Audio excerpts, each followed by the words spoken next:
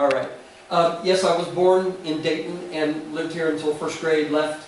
And when I came back to visit, I had not been to Carillon Park since it was about 4 buildings right in the middle of the park, and that was about it. And I was just surprised to see everything here. I was just amazed. And then I heard about what was on the moraine, what was on the hill. And I heard the term nature trail. And I asked, well, who's going to do your bird list? And they said, our what? And I said, bird list. And they said, what's that? Well, when you make a nature trail, the people are going to want to know what birds they might see. So you need to have a bird list. How do we get one? Well, you need to find somebody, blah, blah, blah, blah, blah, blah, and here I am. So that's the way this all worked out. I've been coming twice a month in January and February, and 3 times a month in March and April, and then as many times as I can in May and June. And then in July, it can slow down again because the peak is May and June as far as the species. And then in the fall, a couple of times a month, and I did the Christmas count this last year here, and this was my area, Carillon Park.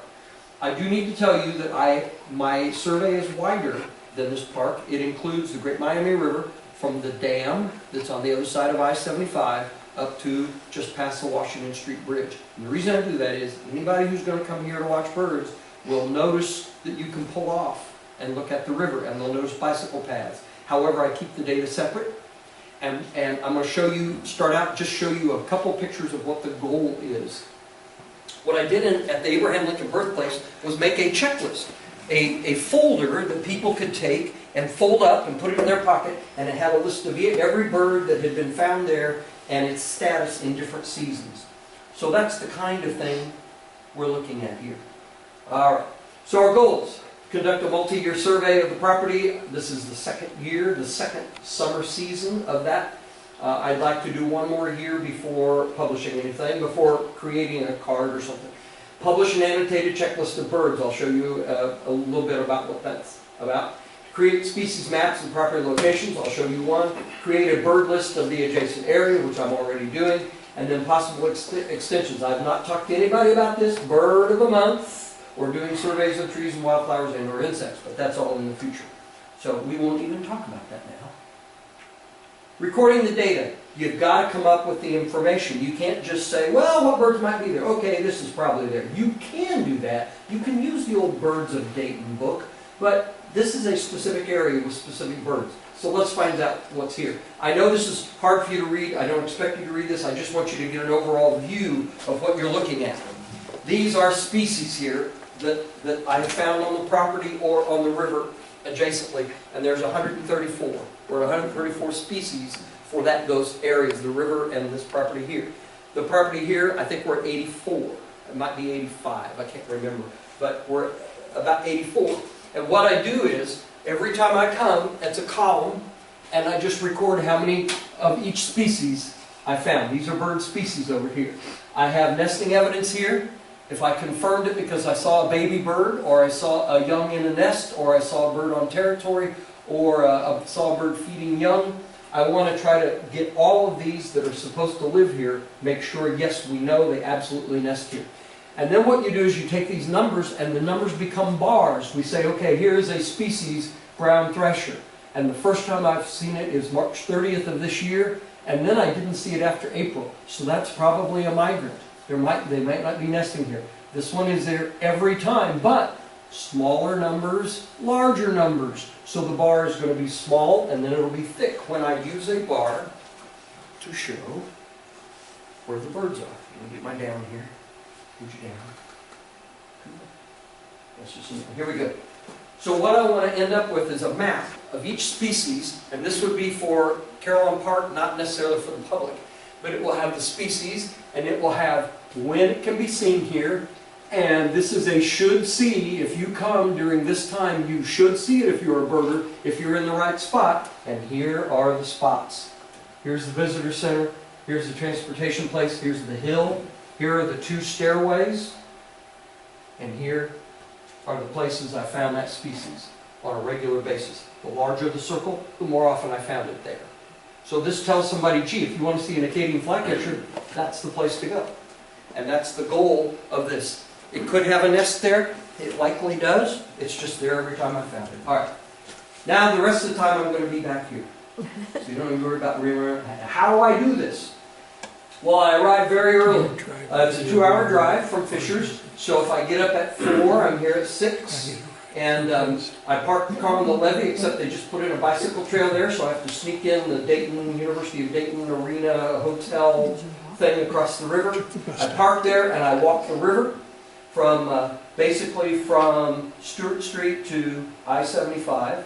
I go under I-75. I wave to the homeless person that lives under the bridge there on the far right. And I have taken him a bag of socks. That's what homeless people really need, bags of socks or underwear. So I do drop those off once in a while for him. And my goal is to walk along here, walk right along the edge, and mark down every single individual that I see. Count them. And so I end up building my list, and this is the river list at this point. So I'm walking through this rough stuff. If it's been mowed, okay. If it hasn't, I just get really wet. Song sparrow is one of the most common birds along the river there. Redwing Blackbird, that's a male. Really, really common. There's the female. Oh, they're everywhere and they're squawking at me. Song sparrows are there in the middle of the winter. Redwings come in late February. And I move on down then. And when I get to these inlets, that's a special place to find species. One of the species I had this winter that was really unique is a snipe. And there was a snipe there all during the last half of December. I think the last time I saw it was late February. And big long bill there for probing in the mud. You walk right up and it just flies up in your face and just zigzags away. That's a snipe. Yes, they do exist. People don't hunt them anymore. Well, you know, that's the joke, though. A lot of the people who take somebody on a snipe hunt, they think they don't really exist and that that's the funny part. No, the funny part is they do exist. Now, when I photographed this a couple weeks ago, the river was really, really high. Today, there's an edge of mud at the bottom, right along the river there. There's an edge there, and that's good shorebird habitat. And so that's what you really want this time of year from now until October, because right now fall migration has started, especially among shorebirds. The males go up there, they mate, hey, they're done, they leave. And the females raise the babies by themselves, and the males come down, come back through, so they're coming through right now.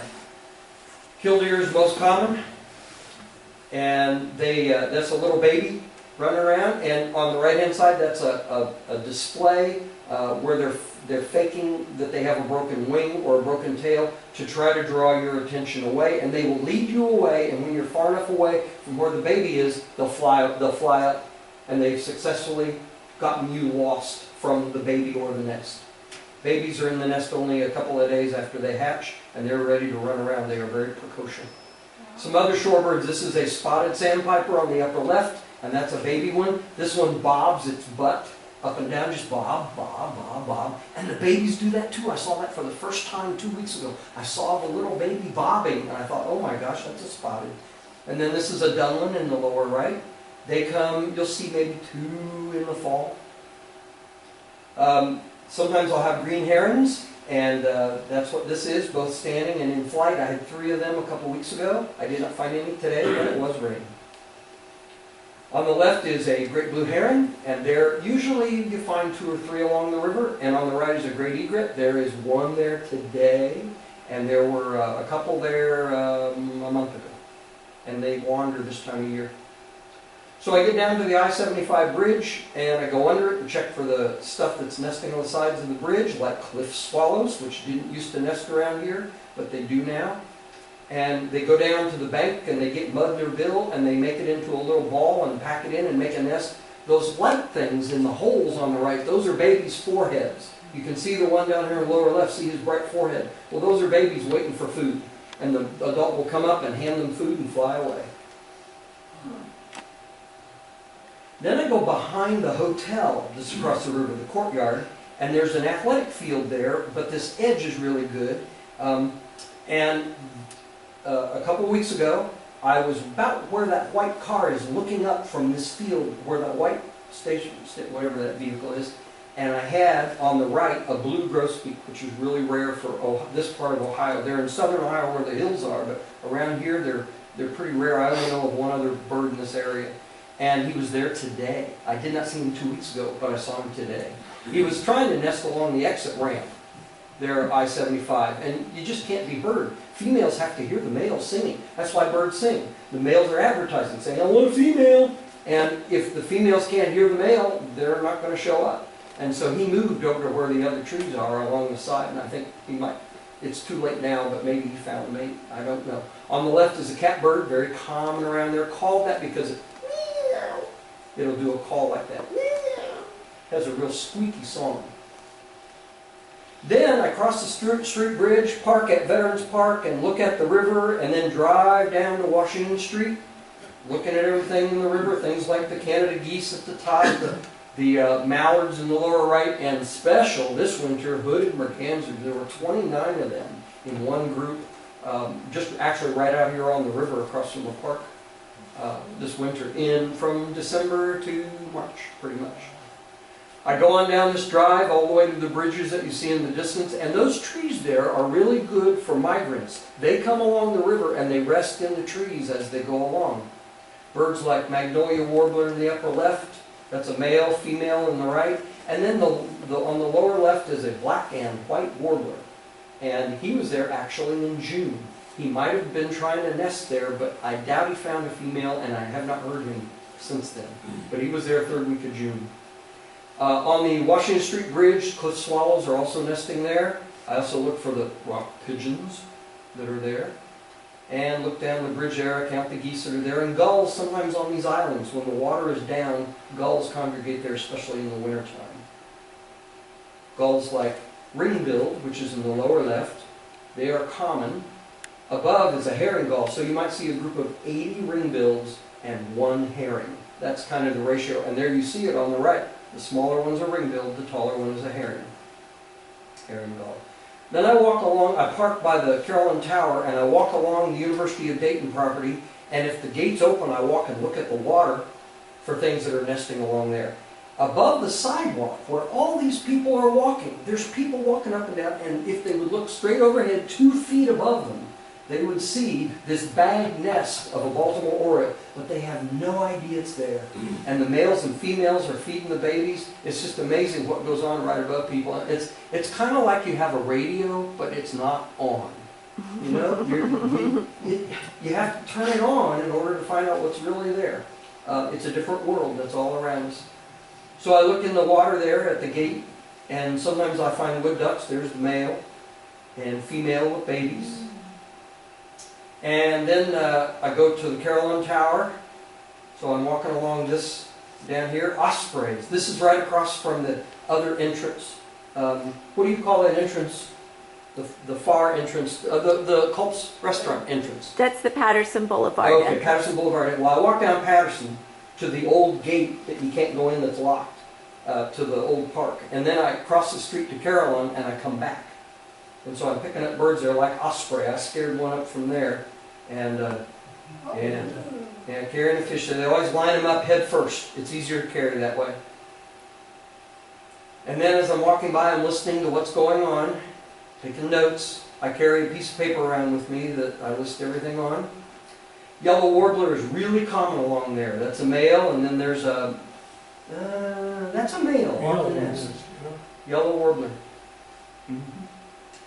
And then chipping sparrows, that's where they're really, really common, and they nest in some of those pine trees that are out there in the open. That's one below, getting nesting material. And there's cowbirds. Oh my gosh, brown-headed cowbirds. That's a male on the right, a female on the left. Here's the story. These birds used to follow around the buffalo, and when the buffalo were around here, and when the buffalo left, the cowbirds didn't. And what happened was, when they were following around the buffalo, because the herds moved around, the cowbirds couldn't make nests. So they just started laying their eggs in other birds' nests. And that's how they survived. Well, the buffalo aren't here anymore, but cowbirds sure are. And they are laying their eggs in other birds' nests, almost always birds that are smaller than they are. And what happens is, the parents end up, here's a chickadee on the left, Carolina chickadee, and that's a normal chickadee nest in the upper right with a little spider that fell out of somebody's bill and on a baby's head. But anyway, in the lower left you see the nest there. Normal chickadee eggs, a cowbird egg. You can see which one's the cowbird. And then when they hatch, look at the lower right. There's the baby chickadees trying to get food. and there's the baby cowbird. You know which one's going to get fed first. The parents cannot tell the difference, and the parents will work feeding that baby cowbird, even though the baby, when it leaves the nest, is much larger than the adult that's feeding it, and they don't understand the difference. And the baby, the real babies die. They either get pushed out of the nest or they get ignored. Birds are trained to feed the bird that's squawking the loudest. And when a baby bird's belly is full, it will shut its bill shut, and it cannot open its bill. And that way it doesn't get overfed. Well, what happens is that baby cowbird, it's just so hard to keep feeding it, to get it full, and beg, beg, beg. All right. So here is a baby cowbird begging for food from a much smaller Carolina chickadee adult. Well, I'm walking along Patterson Boulevard there. Caroline's behind the tree. There it is. And then I get in my car and I'm going to drive all the way to the dam on the opposite side looking for, belted kingfisher, for example. Male on the left, female on the right. This is one of the few birds where the female is more colorful than the male. And I usually find one. I didn't find any today, but I normally find one kingfisher along there somewhere. Now we're at the park. Now I've already been, this is 2 hours into it. I've already spent 2 hours. Now it's time to do 2 hours at the park. So I park on the outside, and it's time to come in the entrance. No, not yet. You didn't look for the robin nests. These drain pipes on the right here, by the two little trees, have nests where they have that bin right under the eave. Yeah. There's nests there. And a robin made that nest and was sitting on it all spring. I waited until it was gone before I took the picture, but they make use of it. So there we are going in. Oh, and when we come out the other side now into the village, there's a house sparrow nest. Messy sort of nest. House sparrows are birds that were introduced to America in, I think, 1840 by some nut that thought it would be a good idea to eat caterpillars in Philadelphia. And what they ended up with was birds all across North America that really have done a bad thing with eastern bluebirds and other birds. They've really been a challenge for those other species. Robins are everywhere, and those are the babies that have their mouth open. It's interesting that look at how their mouth is open and how they're looking. Their mouths are straight up. That's a signal for a new parent who doesn't know what to do with the food. Put food here. And with the squawking, and there's even red lines on their tongues that make it look like arrows. Here's where the food goes. Okay. Then after you've done it for a while, I guess you know where the food goes. But the first time, they might get confused. All right. Now I go out to the village. So now I start a new list. Before it was all called River. Now it's called Village. And anything from the parking lot where I park through to the beginning of this and the lower area is called the Village. And so I start here and I turn right. And I go around the schoolhouse, I go out to the road, and on the way, I check out the trees here. Now these are sycamores in the middle that are kind of whitish. The bark looks sick. And on the right are cottonwoods. And the grooves of the cottonwoods are good places to find bugs, even in the winter. So in the winter, you want to look for species that are there, like this brown creeper. It's going to go up, he's going to go up the tree, finding bugs, fly down to another tree, crawl up the tree, find bugs, go down. He always does it. Goes up the tree, circling around, and then go down to the next tree. They would not nest here because normally they need a stream, trees with loose bark to make their nests, and we do not have a stream going through the park. Chickadees, Carolina chickadee. This is where it is. If you want a black cap, you got to go up to Toledo. That's where the black caps are, and on northward from there. They're all the chickadees around here are Carolinas, unless in the wintertime you might, on a rare moment, have a black cap show up if it was a bad winter. But Carolinas are found at that time too, and by April, the brown creepers are gone, but the chickadees are still here. They'll stay here the whole year. So we're moving on through. And in this particular spot, during nesting season, I'll look again, this is the area right near the picnic shelter. You're going to find several species every time. Bottom left, you know American robin. Upper left, warbling vireo. Upper right, northern parula. And the reason I'm showing you two pictures of it, because it's the lower right too, is look at the throat, a nice burgundy with black necklace. and then a nice greenish spot right in the middle of the back. This is called a northern Carillon, and they are, I usually find two of them. One over toward the green shaker house, and the other one I usually find right near the car dealership building. There's usually one around there. All right. Well, this is just looking back toward that shaker house over on the right. This is just out of the picture. And you got to look at everything that's in this area. And then I head off to the ditch that's right below the road. And I'm going to walk through that and then get up and actually walk on that level area. And as I'm walking, look at the difference between April and July. And the difference in the plant growth determines the difference in the species that you find there. Here I'm going to find 5 song sparrows, maybe 1 or 2 goldfinch, and a couple of house finch. But here I'm going to find lots of species because there's plenty of food. Pokeberry is one of the common foods that you'll find here. You find song sparrows, and then here's goldfinch, American goldfinch at the top, male, female down in the bottom. And they all turn kind of greenish brown in the wintertime. And they're here year-round. But the males turn this yellow and black in the spring. That is a sign of spring, and it's eating the thistle. And it loves that growth that's along there. So I walk it, except now. Oh, I could walk that, but I think I might disturb some nests. So I stay to the left out of that way. I usually walk the railroad. As I'm walking the railroad, I get to these ash trees. And last winter, if you look at the lower right, at that corner of the transportation center, I saw maybe 120 house finches. I had never seen that many house finches in my life anywhere, in one spot, at one moment. And that's a picture of them in the upper right. There's a male and a female. Male's the red one. And I noticed when they got frightened, they were down on the right by the door. They flew up to the gutter and sat one big long line, and each of them had an elm seed in its mouth. And I had no idea that they ate those. They're like toothpicks, elm seed leaves. They're toothpick with a little edge to them. And I couldn't believe they're nutritious, but they seem to like them. Now you'll find 2 or 3 house finches if you walk through there this time of year. That was in the wintertime. And then here's some more difference. This is the same tree, on the right and lower left, just at different times of the year. It's much easier to see the birds in the trees in the wintertime, but there aren't as many. I had a mockingbird here through the winter, but I have not seen the mockingbird lately. I did see one down beyond I-75 bridge where the electrical station is, and I saw one over at the hotel across the river. I don't know if that's the same bird or not. It's a pretty big area.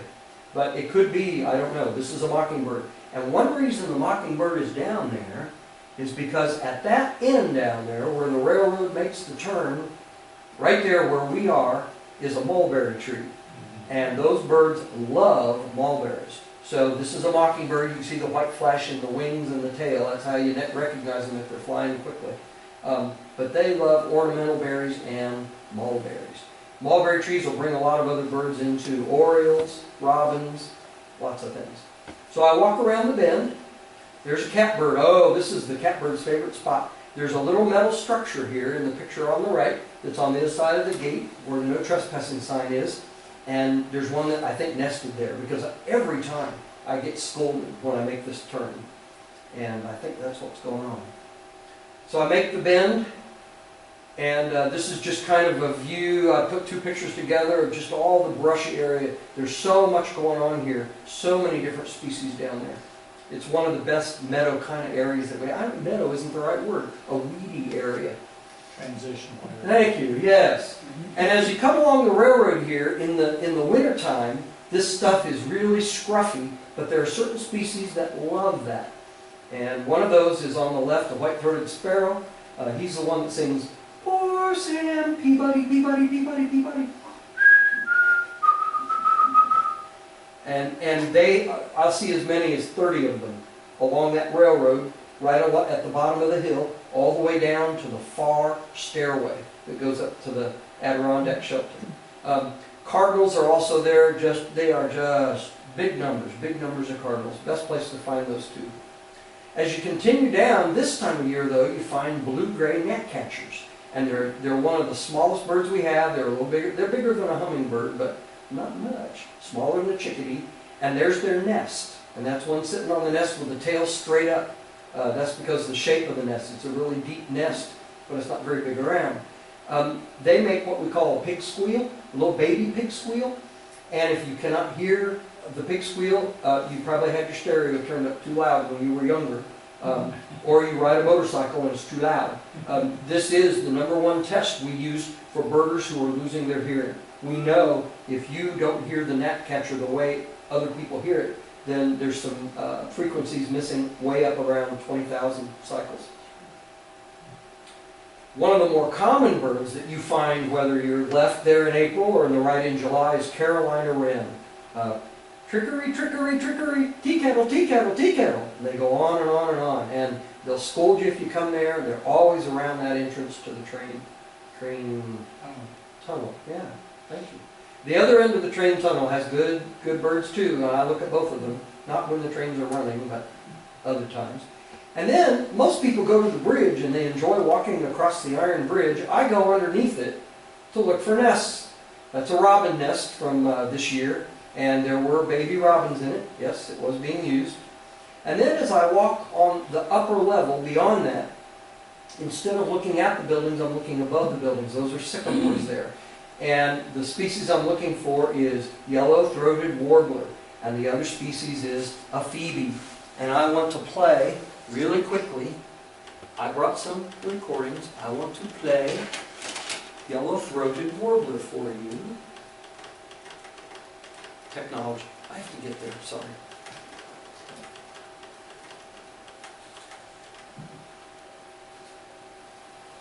All right, here we go. Yellow-throated warbler.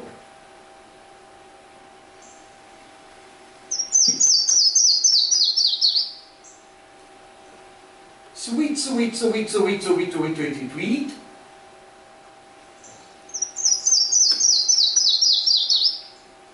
And the reason I play that for you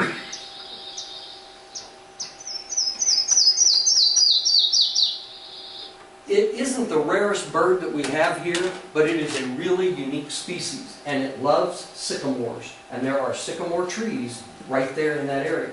The other one is a phoebe, and it says, Phoebe, Phoebe, Phoebe. And I know it's got to be nesting here, but I've never found the nest. Usually it's under bridges, but the ones under bridges I found were all robins. So it's nesting somewhere in an eaves of one of those buildings around that blue clock tower thing. It's around there somewhere.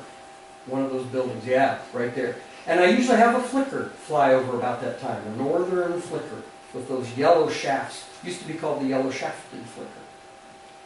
Then I get down toward the lock, and there's stuff going on the hillside. I figure as long as you can hear it from the village, I'll call it village. So I keep track of birds that way. And two of my here are easternwood pewee and wood thrush. Easternwood pewee says, Pewee, peer, pewee, peer. And I had one today up on the hill, and I had one down here in the main village. The other one is a wood thrush. This is the other song you're learning today if you don't know your bird songs. Here's a wood thrush. Sounds flutish.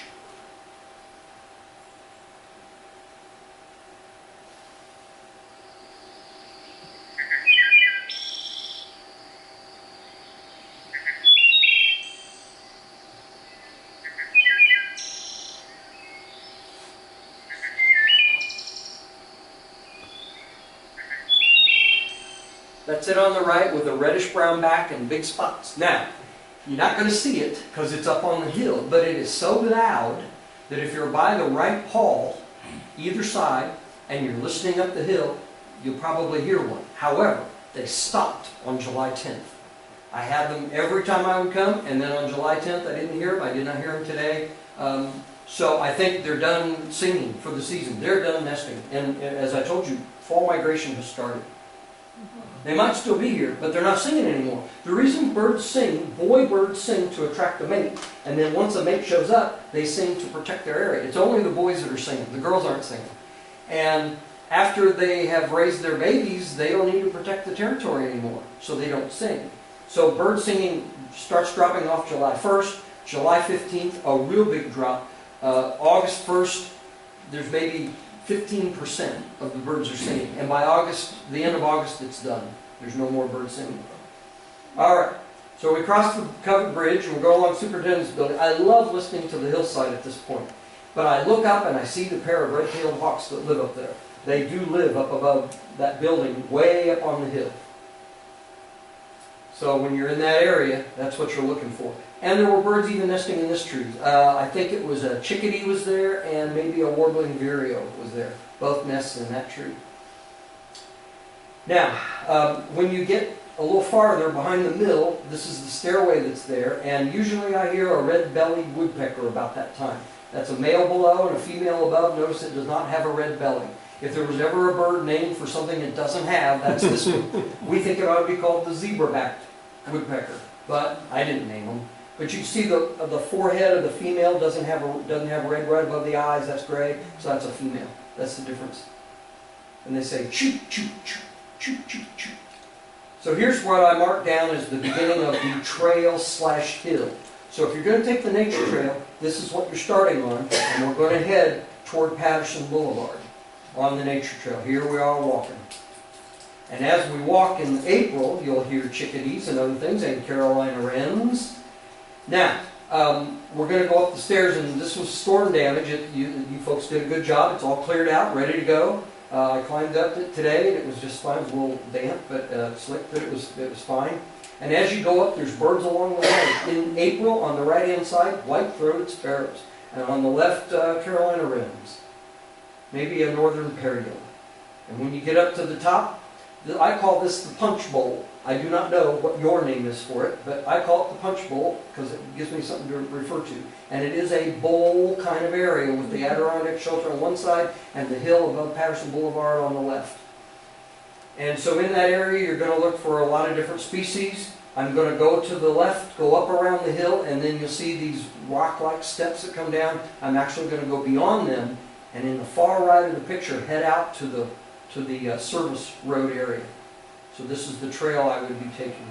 Now I want to show you this picture because this is a little success story I need to tell you about. When I was here, I think it was in April, I was really angry because at the foot of these steps, here at that spot, it's actually right there, I found a cardboard case of that beer, and it was a 24 pack. And I looked around me and I started seeing the cans, and I thought, I am angry.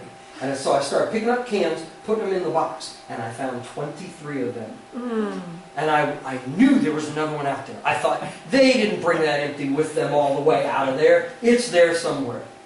Last week, I found it. The 24th can, and it was way at the top of the hill, as far away from that box as you can. It was way up there at the top of those stone steps. It was up there. And I thought, I found it, eureka! And so I took the yay raw picture, and then I wasn't sure what to do with the can. So I folded it, and put it in my pocket, and brought it back into this building, and then I thought, no, that could be real trouble, so I threw it away. But that's the 24th can. Okay, now we're at the top of those stone steps, but instead of going down, I'm going to turn left, head out into that drive, and go down the drive. This is the best birding area in the park. Meaning that you'll find more species in this meadow spot than anywhere else. Partly because you got a lot of different things going on here. And this is where they put all the trees that have been cut. And you've got a meadow area, call that the meadow area there. The place where the old pest house was is right in the center of the picture, behind those first trees. And there's the cemetery, Calvary Cemetery on the left. So there's a lot of stuff going on here. Lots and lots of species. Now here's what it looks like. This is what it looked like a couple weeks ago. They have cleared the path. So just to the right of the pink bin there, they've cleared that. And so you can go through there. But oh, Carolina wrens and Acadian flycatchers and lots of woodpeckers. They're all there. Pileated woodpeckers even showed up here. And there have been reports of them, but I haven't seen them. And then I think they live on the other side of the cemetery. Now, before I go up by the fence, which is what I always do, I'm going to turn right, and I'm going to head around to the Adirondack shelter, check out everything around there for phoebes and everything, and then head on this little trail, not there, behind this old satellite antenna. And I walk this trail, this path around, and I come back out to the meadow. And there's always stuff there, kinglets and and Carolina wrens again, and just lots of warbler species. Now this time of year, this is before it's been mowed. They mowed it. Today I noticed it was mowed, but a couple weeks ago this is what it looked like. Now, a lot of people just call those weeds. Folks, that is nature cover there. And a lot of birds are going to use that, and they're going to find the seeds and eat the seeds. So you just got all kinds of species up there. It's really wonderful. All right, let's get back out to the meadow. Now the meadow had this stuff growing in it. It's really tall. It looks like corn, but I don't know what it is. Some sort of grass, but I have no idea what it is. So I had to go around it. And then I head down the trail, and I go to where that sliding tube is, and I go past there. Now this is the deep part of the woods, and the farther you go, the deeper it is. I look down the stairway, but I don't go down. I keep going. And when I'm as far as I can go, I get on a little deer trail here, and right in the middle of the picture in the back, you can see a horizontal dark limb. I go sit on that for a half hour. For the first 10 minutes I'm there, I don't hear much because I am a presence. But as I continue to sit, after about 10 minutes, birds start ignoring me. And I just sit really still, and I listen. And I write down everything I hear. This is where the wood thrush is. This is where warblers are that come through. Black-throated green warblers and magnolia warblers. Just all kinds of palm warblers coming through there. They all come through on this hill because they see this hill. Whichever way they're going, they see the hill in the distance and they say, that's where I'm going. And so they land here and they're tired from migration and they're easy to see. But you got to sit quietly. And kids have a hard time sitting like that. But you just sit motionless. And sometimes I'll have a Cooper's hawk flying through looking for a bird, and it will fly right through the middle of the forest. It's not up high at all. It'll fly right through, and it's going to take a bird that's sitting on, like where I am, sitting on that sort of a limb. And then there's Pileated Woodpecker, which, as I said before, I've only seen one time here. I've heard it a couple times. I think it lives on the other side of the cemetery where there's a larger woods. Now, I head up the fence, and I'm going to walk up the fence to the very end. And that's the next thing I do. And what I'm doing is I'm getting birds that live in the woods and feed in the cemetery, or live in the cemetery and feed in the woods. And a lot of them are birds we've already had, like Carolina chickadee and tufted titmouse, which I haven't mentioned yet. Tufted titmouse is a gray bird. It's like a cardinal. It's got a crest, but it's much smaller. And normally they're common. And anywhere else around here, they'd be common. It might be the slope. I only find one or two. Today I heard one. I only usually find one or two when normally I would expect to have 5 or 10 each visit. And I think it might be the slope. I'm not sure. I'm not sure, but it's called a tufted titmouse. So I'm just walking up, and when it's mowed, it's a lot easier walking. If it's not mowed, I move to the cemetery side, which I don't think I'm supposed to do. But there's an open gate. Oh, I want to tell you about the walking tombstones. One fascinating thing that's happened in the 2 years that I've been going here is these two tombstones that are on the left, leaning, were on those flat, that's where they belong, up in the upper right. And every time I come, they moved a little farther down the hill. And off to the left, about where the far end of the table is, if you look at the table there by the screen, the far end of the table, that's where the fence is. Eventually, they are going to be against the fence. And I don't know if the cemetery knows about it or cares or whatever, but I've just noticed they've kept track as they go down. The one on the left is the daughter, and the one on the right is the mother, and then the father is way in the corner of the picture, upper corner of the picture. That's Dad. He's in good. He's right there. He's good. But they're just leaning. It's a hill. I know it's a hill. You think they're haunted tombstones? No, they're just sloping. The bases are sloping too much. You know, that's just the way it is. But I think it's interesting that each time I come, they moved a little farther. Now at the very end, you may not know what's at the very end because you haven't been up there.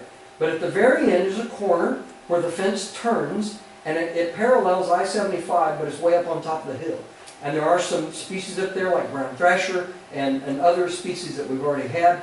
But one thing that's there in the cemetery that comes over to the corner to feed is a house wren.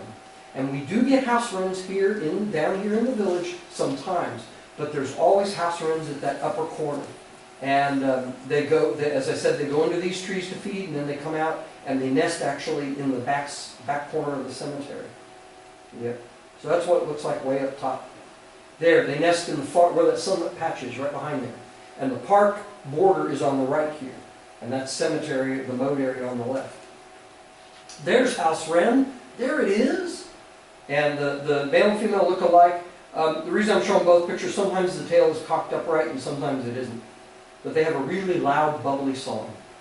and you just can't mistake it. And then we get to the very end, and that's the antenna, which isn't on park property, but it's right there. And I always look to see what's up there, and sometimes I'll see one of the two red-tailed hawks sitting there about the middle of that white area that's toward the bottom. It's usually about that level. And it's just watching for something to eat. From the top there, you can see through the trees in the wintertime, the Carillon Tower there. Yep. And you start down the hill. If it's difficult walking, we'll walk on the cemetery side. But we're paying attention to what birds we're hearing all the way down. Come back through the Adirondack, head down the stairway, and here you get a Acadian flycatcher. And there's the difference. Here it is in April, and here it is in July. There's just a really big difference in what's there. That's July. It's amazing the difference. And that's why it supports all those species. So that's kind of a view of the punch bowl. And then I head back over to the stairway, and I head back down the stairway. And when I get to the bottom of the steps, I never know what I'm going to find in the parking lot area. This winter there were 800, no, am I right? Did I say 800 robins when I was talking? 200. 200 robins, I bet. 200 robins in the parking lot and a whole bunch of starlings. And they spent the winter there. And I don't know what was so attractive to that area. It's right where the construction's going on. Don't they accumulate? Don't they congregate? Oh, they do. They do. Starlings do. And I think what happens with the robins is it helps them find ornamental berries. You know, if you find them on your own, that's fine. But if you can hang around with someone else who's going to, it's like doing group work at school, you know, if you knew who to hang around with that was good at doing projects, you got your project done. I don't mean they did it for you, but it's better to do it yourself. Anyway, that may be what's going on. But the number one species, as far as, how do I want to say this? In May, June, July, it's one of the places where if I'm going to find that species, this is where I find it. And I'm always surprised, and that's hummingbird. The ruby-throated hummingbird, I hear it flying by me, and it flies from the parking lot to the hillside. And by the way, it's not the hum I hear, it's the chatter. They make a and that's what I hear that tells me it's a hummingbird.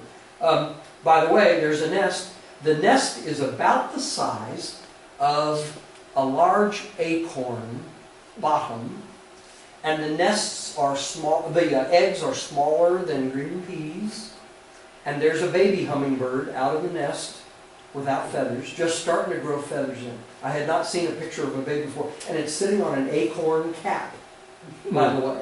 So that tells you how small that baby is, on top of an acorn. Well, we are at the end. Oh my goodness. How are we doing?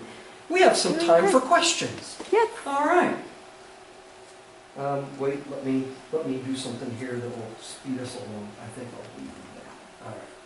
And I'm going to set that down. The projector needs to be on till the bulb cools. I've learned that. Shall I get the lights? Okay. Should I? Got it. Now, let me tell you then what the goal of the program is. The goal is to take those big lists on the spreadsheets and take a species for all 3 years and look at all the dates I saw them and how many I saw. And then make a bar that is guaranteed to see it, should see it, might see it, lucky to see it, and put that on a bar with the dates that you would normally find them. And it is, you have to use, not common sense, you have to use some interpretation, because if I see it several times, and I see it through June, and then I don't see it for a while, and then I see it the last week of July, it was probably there, just quit singing.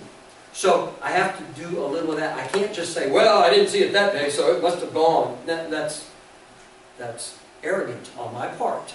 The bird was probably there. So I have to do a little interpretation. The other thing is that just because I'm not here doesn't mean the bird wasn't here. I'm sorry, your name? I'm sorry. Yes, I remember the L, Linda. Linda was talking about the Great Egrets that's across the river there. And I saw it today, and I saw a couple a month and a half ago. But that doesn't mean it wasn't there then, because you've seen it several times. Yeah, yeah. And this is a young one probably that wanders. It's done growing up, and its parents said, okay, you're on your own, and so it just wanders around. And that's probably what happened. So I have to think about that too. What are the possibilities of it being here? And then I have to make some judgments. And there's always room for editing. The purpose, though, is to come up with a card that folds up, that somebody can carry in their pocket, and they can bring it out and it has a species, and it tells them when it might be here. And then it has a place to check off that they saw it. That's one thing. Another thing is to have a map of each species with where to find it. So wood thrush, you got to be up on the hill over that way. You can hear it from the village, but you got to be up on the hill to actually see it. If you want to see a robin, you can be anywhere on the property. That's going to be one big red circle. If you want cardinal, it's going to be more commonly on the hill, on the bottom of the hill, but not so common in the trees over here. It will be there, but not so common. So that will be indicated on maps. And then the idea might be to have, I don't care, a species of the month. I do this with a YMCA camp in Indiana where they have, each month they have a species, and it can be up on a bulletin board, and it's just a picture of the bird, and it tells things about the bird, and that this is the best month for that bird. And there's plenty of birds. If there's 84 birds on the property after 2 years, I know there's got to be probably 95 if we eventually find out the rest of the migrants are 100. And so it'd be easy to come up with 5 years of birds, and then you repeat it. They won't remember. After 5 years, you repeat the birds. But anyway, so that's the idea. All right, questions? Yes? You've been doing this for some time. Uh-huh. Have you noticed changes that you might associate with Yes. changes in climate? Yes. Well, what I noticed is a couple things. One, that there are species that we used to find 5 in a day, and we find 1. Now, I can't specifically say here, but I can say that if I go to Germantown Reserve, for example, and bird there are species there that 25 years ago you would have found several in one day, and now you find a couple. Now, one thing that happens is they're wintering grounds. Some birds are killed as pests, or they have problems down there. There's habitat destruction down there, so that's one part of it. Another problem, though, with the climate issue is the birds migrate for various reasons. One being the amount of sunlight sets off certain hormonal things in them. And they're ready sunlight-wise, but because things are warmer, the food available has changed. And it can be one way or the other. And some birds have to be at a particular spot because there's something available right then. And if they come later, they've missed it. If they come too early, it's not there yet. And so that's one of the problems, that's one of the things people are looking at right now, is birds that particularly are food specific, where there's one particular kind of food they're after. And if it's not available, they're in big trouble. And so that sort of thing is going on. And you know, I watched the glaciers melt, the cameras showing glaciers in Greenland melting, and I wonder, okay, if that's going on in northern Canada, how is that affecting the birds that rely on that habitat in the summer? What's going to be the difference when summer comes? And I don't know the answer, but I can guess. How about the night birds in the area? I believe that there are no owls on this hill, and the reason is because there's red-tailed hawks on this hill, right, and Cooper's hawks. But I believe on the other side of the cemetery there could be owls. There might be owls on the old park, the old river. Yeah, Old River Park. Yeah. There could be barred owls there. I have been here a couple times. One was Christmas count, tried owling, could not find anything, but there was a snowstorm that day, and it was particularly bad at 4 o'clock in the morning when I was trying to call owls over there, and it was so it was like, okay, what are you doing? There could be owls there. They would almost certainly over there be barred owls, not great horns, because great horns are more field with edge trees. There could be screech owls over there. I have not heard any owls yet. Nighthawks. Common nighthawks nest on the flat roofs in the area. I've only had them one time because I've only been here in the evening once. And at one time it was dark at 4 o'clock in the afternoon, kind of like it was today, and there was a nighthawk flying across the air going, zee, zee, zee, and they live on flat roofs. So as long as there's flat roofs around the hospital or around the University of Dayton, there's going to be nighthawks around here. They won't nest. I don't think we have any flat roofs here that would support them at all. The buildings are too small. transportation, probably not tall enough. But downtown Dayton certainly does. They like clips then. Yes, yes. And out west, that's where they'd be out west. Right. Yeah. Okay. Absolutely. Anything else? Are the Nighthawk, or no, the Cooper Hawks Cooper's and hawk. the Red Tail Uh-huh. different in size? Uh-huh. Oh, yeah. Red-tailed hawk is Big. this tall and large around. Oh. Cooper's hawk is like that with a rounded tail and skinny, slender. And what you do is you see him zoom through. He's the one, if you've got a feeder at your house, Yeah. and all at once all the birds scatter and Yeah. they're silent, you look out and you see something go over, it is a Cooper's hawk. Yeah. Almost surely. And they'll hit windows sometimes because they don't recognize glass as being an obstacle. So they'll run into windows frequently. But I get Cooper's hawks maybe one every 4 visits, and it's almost always right up at the meadow when I'm entering the woods, and it'll come right through the woods. And it's like, whoa! Or I'm walking up by the fence, and one will come right through from the cemetery into the property here. I don't see them going the other way too much, so I think they come and circle around. Yes? One of the things I've noticed over the years is the waterfowl has come back. Uh-huh. When I was in the 60s and 50s, when I was growing up and wandering around, never saw the geese or the ducks. That's right. And That's they're- right. And where I live in Indiana, we did not have Canada geese at all, except for migration a little bit. Now they're everywhere because you have apartments with the... Count your blessings. Yes.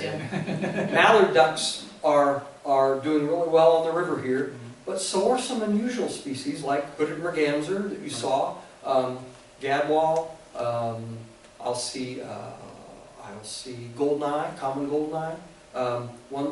Pipe-billed grebes. It's a little bird that's about like that, and it's got a little round bill, and it's got webbed toes, and it has to run on the surface to take off. And then coots are around too. They're doing all right. The river here is actually, I see a lot of things. I wished I saw more shorebirds, but that's, I think, because it's a little gravelly and a little less muddy unless the water's way down. But there's a lot of species out there. There are 50 species between the dam and I-75 and Washington Street. 50 species there that aren't here, that aren't on this property. And so there's a lot of shorebirds and field birds and other things that are around there that aren't here just because we don't have that same kind of habitat. But when you put them together, it's 134. That's pretty good. I bet it's 150. My thinking is eventually it'll be 150 species altogether, and it'll be maybe 95 on this property. There's still a lot of migrants I haven't seen yet. So I need to be here more in April and May and fall, but I teach, and I have to be in my classroom. I can't take the day off. Putting food on the table is such a pain in the butt. isn't it? Well, I'll be retired in a couple of years maybe, and so maybe I'll do more then. Okay? Anything else? Yes? How many of your birds, have you seen them all, or is part of it just hearing? Okay. In a survey, when I'm going through in one day, 90% is hearing on the property. 90% over there on the river is seeing. Because the birds don't, here they sing because they're in the woods and they're in the brush. But I will never put something down unless if I'm not sure, I have to find it. Because it's that important. If I would say, well, there's a black-throated green warbler and not see it, now that song is unmistakable, really. But there's other species where it might be, and I could really want that species and mark it down. But if it's going to go in a checklist, somebody else might come along and say, oh, I'm sorry, we don't have those in Montgomery County. They're not here that time of year. It can't be, and I don't want that to happen. So if there's any question at all, I have to see it. But most of the ones here aren't a problem. The real problem is in migration.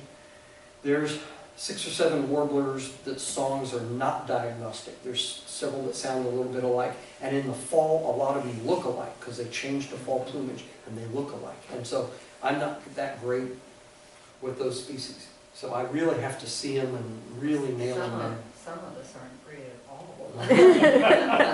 And I've been doing this since I've been doing this since 1972, and it's interesting because people will talk about learning bird songs, and for me, it's like when they play a Beatles song and you recognize it in the first 2 notes or 3 notes. You know that's what it is. You know it's that song, and it is. And it's, that species is saying, hi, I'm a black throated green warbler. You know, that's what they're saying to me. And so, when you practice a long time and you do it several times a month for 40 years, it's going to But happen. it helps if you have a good ear. I mean. It does, and here's all- another question is, does it help to have musical, some sort of musical thing? Yeah. Because when we talk about what a blue-gray gnatcatcher, no, when we talk about what a Acadian fleckcatcher says, and people say it says spitchy, and other people says it says pizza. Well, there's a lot of difference between pizza and spitchy, and so you really have to know, you really have to be able to describe it and understand it. And I'm not sure, it might be, it's also a musical thing. I was just going to find it in here. Yeah, I'll do it real quick. So is it spitchy or wick up? Some people say wick up, and some people say pizza. Here it is.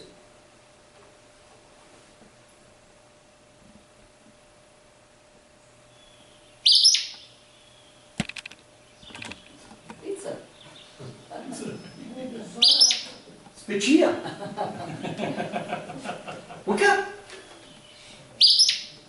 If you go to Wright Hall and you stand behind Wright Hall, you may hear one. The best place to have them is at the punch bowl, at the top of that wooden stairway. There's one that lives on the other side and he's there all the time. And then a little farther up the hill, there's a couple more.